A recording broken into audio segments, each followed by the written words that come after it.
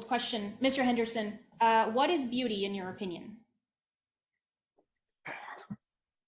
I have to run example and counterexample, because beauty, like, it's pleasing. There's adjectives we can attach to it: pleasing, orderly, gentle, whatever. Beauty has sort of these connotations.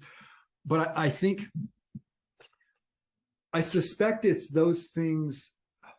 It's something that has the power to stop you, to like jar you from the routine or something.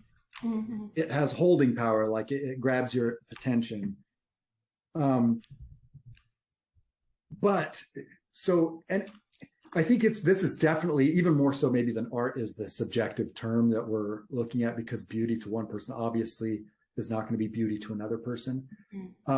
I think an artist particularly can make something not beautiful become beautiful by what they do with it or to it or representing it.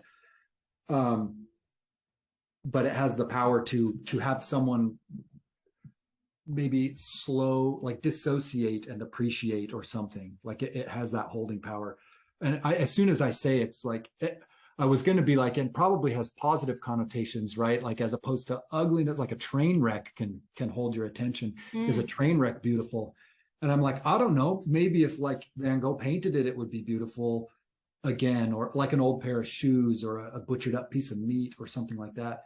There's beauty there. Jenny Saville painting. Is it beautiful? Either repulsive as all get out and mesmerizing at the same time, and beautiful when you get up and see the marks dissolve and that kind of stuff into like the chaos that resolves into something recognizable.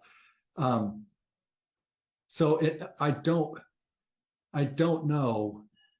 I'm full of I don't knows. This is my self-doubt. I don't know what beauty is. I know that if I can call anything beautiful, it's that which can slow me down and have me and give me a moment and break me away from myself for a moment, I guess. And that takes in pleasant and unpleasant, I would think. Mm-hmm. There is beauty in pain sometimes. Mm-hmm. There's beauty in dissolution sometimes, a rotting thing. There's a certain, for me, I would say, maybe another person would find it just purely revolting and whatever. But yeah, I think that's probably the best I can do at getting at the idea is that idea. I don't think it's always pleasant. I don't think it's always satisfying. I think there's beauty in having to accept the mistakes as well. I think there are mediums that really force you to do that, like drawing in ink with no preparatory anything.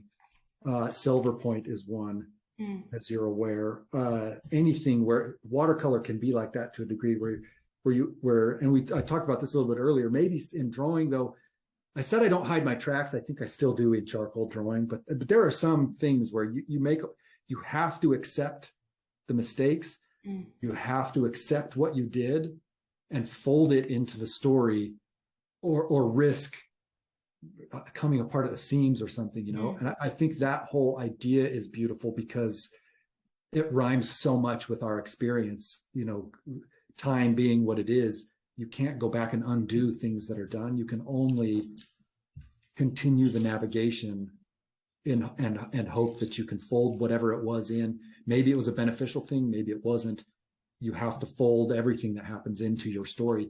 And so I think maybe my most sincere moments with beauty have that built into them.